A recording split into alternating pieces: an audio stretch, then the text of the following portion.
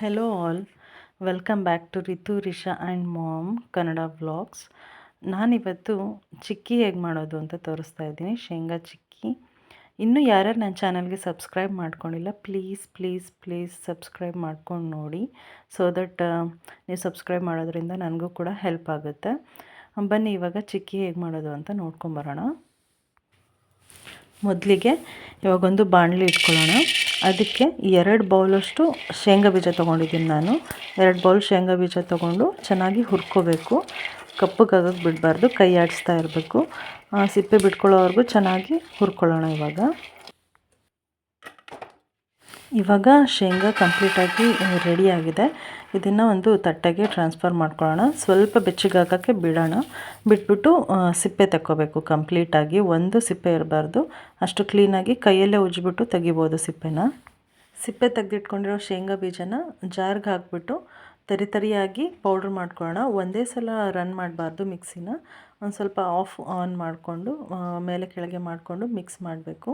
Powder ready ಆದಮೇಲೆ ಬೆಲ್ಲದ ಪಾಕ ಮಾಡ್ಕೋಬೇಕು.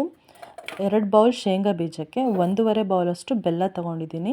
ಬೆಲ್ಲನ ಪೌಡರ್ ಮಾಡಿ ಸ್ವಲ್ಪ ಅದಕ್ಕೆ ನೀರು ಮಿಕ್ಸ್ ಮಾಡಿ ಕರಗಿಸ್ಬೇಕು. ಕರಗಿಸಿದ್ಮೇಲೆ ಸೋಸ್ಕೋಬೇಕು, ಯಾಕೆಂದರೆ ಬೆಲ್ಲದಲ್ಲಿ ತುಂಬ ಕಸ ಇರುತ್ತೆ. ಶೇಂಗಾ ಹುರಿದಿದ್ದ ಬಾಣಲಿಲೇ ಇವಾಗ ಪಾಕ ಮಾಡ್ಕೊಳ್ಳೋಕ್ಕೆ ರೆಡಿ ಮಾಡ್ತಾಯಿದ್ದೀನಿ. ನೋಡಿ ಎಷ್ಟು ಕಸ ಇರುತ್ತೆ ಇದರಲ್ಲಿ. ಈ ಪಾಕನ ಚೆನ್ನಾಗಿ ಕುದಿಸ್ಬೇಕು. ಪಾಕ ಕುದೀತಾ ಇರೋಬೇಕಾದ್ರೇ ಒಂದೇ ಒಂದು ಸ್ಪೂನ್ ತುಪ್ಪ ಇದ್ದರೆ ಹಾಕ್ಕೋಬೇಕು, ಇಲ್ಲಾಂದ್ರೂ ನಡೆಯುತ್ತೆ. ಬಟ್ ತುಪ್ಪ ಹಾಕಿದ್ರೆ ಫ್ಲೇವರ್ ತುಂಬ ಚೆನ್ನಾಗಿ ಬರುತ್ತೆ. ಪಾಕ ಚೆನ್ನಾಗಿ ಕುದೀತಾ ಇರಬೇಕು, ಕೈ ಆಡಿಸ್ತಾನೇ ಇರಿ.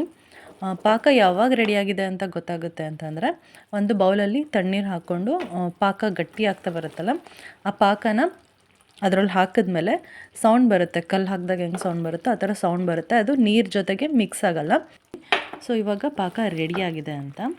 ಇವಾಗ ಹುರಿಬಿಟ್ಕೊಂಡಿರೋ ಶೇಂಗಾ ಪೌಡರ್ ಇರುತ್ತಲ್ಲ, ಅದನ್ನು ಹಾಕಿ ಚೆನ್ನಾಗಿ ಮಿಕ್ಸ್ ಮಾಡಬೇಕು. ಬೇಗ ಫಾಸ್ಟಾಗಿ ಮಿಕ್ಸ್ ಮಾಡಿ ಚೆನ್ನಾಗಿ. ಅದು ತಳ ಅಂಟ್ಕೊಳ್ಳಿಲ್ದಂಗೆ ಚೆನ್ನಾಗಿ ಮಿಕ್ಸ್ ಮಾಡಬೇಕು. ನಾನು ಮುಂಚೆನೇ ಒಂದು ತಟ್ಟೆಗೆ ತುಪ್ಪನ ಹಚ್ಚಿಟ್ಕೊಂಡಿದ್ದೆ. ತುಪ್ಪನ ಸವರ್ಕೋಬೇಕು ಕಂಪ್ಲೀಟಾಗಿ. ಅದಕ್ಕೆ ಮತ್ತು ಚಪಾತಿ ಉಜ್ಜೋ ಲಟ್ಟಣಿಗೆ ಇರುತ್ತಲ್ಲ, ಅದೆರಡಕ್ಕೂ ತುಪ್ಪನ ಸವರಿಟ್ಕೊಂಡಿದ್ದೆ ಮುಂಚೆನೇ.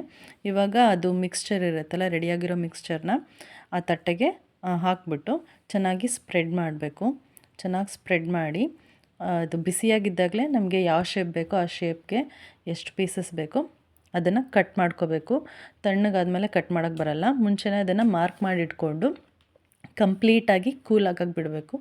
ಕೂಲ್ ಆದಮೇಲೆ ಪೀಸಸ್ ಕ್ಲೀನಾಗಿ ಮುರಿಯೋಕ್ಕೆ ಬರುತ್ತೆ.